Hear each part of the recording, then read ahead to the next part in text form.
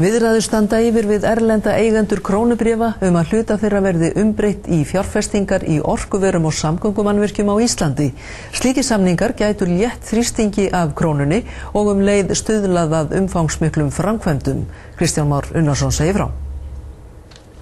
Erlendir aðilar eiga 400 milljarða í íslenskri krónueign, fjármuni sem myndu kolfella gengi krónunnar ef ekki væru gjaldeyrisömlur. Í blaðagrein fyrir áramót lagði Jón Gunnarsson alþingismaður til að samið yrði við eigendur krónubréfanna að skammtímakröfum þeirra yrði breytt í langtíma fjárfestingar.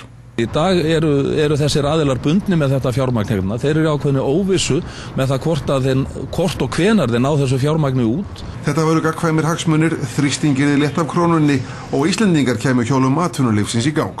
Samgöngumannvirki, tvöföldun Suðurlandsvegar eða jarðgangagerð, eða þá virkjanagerð, stóriðjuframkvæmdir.